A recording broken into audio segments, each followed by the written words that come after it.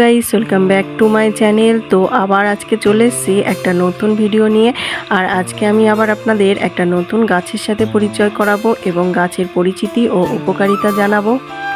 আপনারা কিন্তু প্রথম থেকে শেষ পর্যন্ত আজকে ভিডিওটা অবশ্যই দেখতে থাকুন। এখন আমি এক জায়গায় যাব, তো সেখান থেকে সব কিছু তুলে নিয়ে আসব। আর এখন দেখতেই পাচ্ছেন আমি কোথায় চলে এসেছি।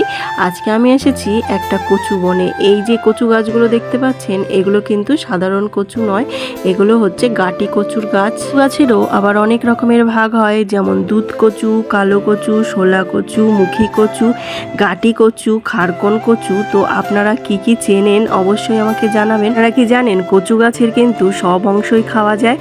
যেমন এই যে কচুর পাতাটা, এই পাতাটাও কিন্তু খেতে খুব ভালো লাগে। এছাড়া কচু গাছের ডাঁটা, কচুর ফুল, এছাড়া মাটির নিচে রয়েছে আমাদের গাটি কচু। এছাড়া আমার সব থেকে পছন্দ হচ্ছে কচুরলতি। হ্যাঁ, কচুরলতি, কারণ এই গাছের নিচে শেকড়টাকেই কচুরলতি বলা হয়। কচুর শাক গ্রাম বাংলা মানুষের কাছে খুবই পরিচিত এবং জনপ্রিয় একটি শাক। কচুর শাক পুকুর পাড়, আর্দ্র জমি বা জলাভূমির পাশে বেশি দেখা যায়। এখনকার দিনে কিন্তু এই কচুর শাক চাষ করাও হয়, কারণ এই কচুর শাকের লতিটা বাজারে চড়া দামে বিক্রি হয়। বড় সবুজ হৃদয় আকৃতির পাতার জন্যই এই গাছকে সহজেই চেনা যায়। কচু কিন্তু একটি পুষ্টিকর খাবার। এতে রয়েছে শর্করা, ভিটামিন, খনিজ, ছাড়া এতে প্রচুর পরিমাণে আঁশ থাকে। কচুতে থাকে প্রচুর পরিমাণে খাদ্যাঁশ, যা আমাদের হজম শক্তি বাড়াতে সাহায্য করে। এছাড়া কোষ্ঠকাঠিন্য দূর করে। এছাড়া কচুর কন্দে থাকে প্রচুর পরিমাণে কার্বোহাইড্রেট, যা আমাদের শরীরে শক্তি যোগাতে সাহায্য করে। থাকে কিছু খনিজ উপাদান, যা আমাদের শরীরে রক্ত বাড়াতে সাহায্য করে। এছাড়া কচু পাতায় থাকা পুষ্টি উপাদান আমাদের শরীরে পুষ্টি যোগাতে সাহায্য করে। এছাড়া কাঁচা কচুতে ক্যালসিয়াম অক্টালেট নামক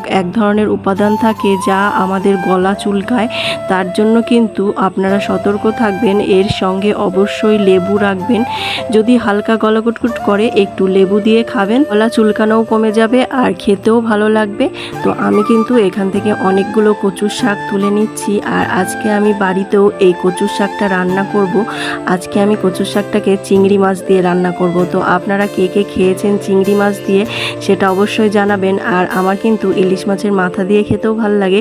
যেহেতু ইলিশ মাছ এখন কেনা হয়নি, বাড়ির সামনে দিয়ে চিংড়ি মাছ রাখা হয়েছে।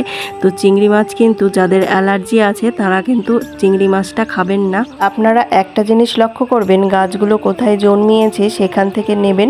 যদি ছাওয়া জায়গাতে গাছগুলো জন্মায় তাহলে কিন্তু নেবেন না। যেখানে রোদ পড়ে সেই রোদ জায়গা থেকে গাছগুলো নেবেন। সেই শাকটা খেতে ভালোও লাগবে আর বেশি চুলকাবে না। তো আজকে দেখুন কতগুলো শাক তুলে নিয়েছি, আর এইভাবে করেই খাবেন। তো দেখুন কতগুলো শাক তুলে নিয়েছি। তো চলুন আপনাদের পুরো ভিডিওটা দেখাই। আমার কিন্তু কচুর শাক কাটা হয়ে গেছে।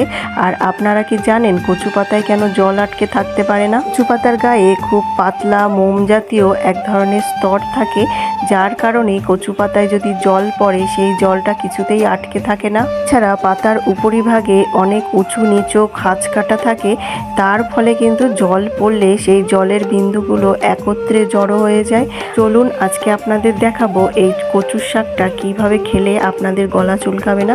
তার জন্য কিন্তু কচুর শাক কেটে নিয়ে চলে এসেছি। তারপর ছোট ছোট করে টুকরো টুকরো করে কেটে নিয়েছি। এখানে আমি কচুর পাতাও কচি কচি পাতাগুলোও নিয়ে নিয়েছি। আর আজকে আমি কিন্তু চিংড়ি মাছ দিয়ে রান্না করব।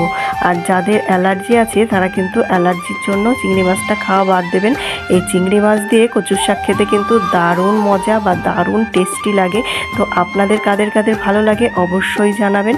তো এই কচুর শাকটা প্রথমেই কিন্তু গরম জলে ভাপিয়ে নিতে হবে নুন হলুদ দিয়ে, তারপর রান্না করতে হবে। তো এইভাবে রান্না করলে একটুও গলা চুলকাবে না। আর ওপর দিয়ে একটু পাতিলেবু ছড়িয়ে দেবেন, খেতে খুব ভালো লাগবে আর একটুও গলা চুলকাবে না। তো আজকের ভিডিওটা এই পর্যন্তই। ভালো লাগলে লাইক, কমেন্ট, শেয়ার, সাবস্ক্রাইব করবেন। আপনারা ভালো থাকবেন, সুস্থ থাকবেন, আমার পাশে থাকবেন।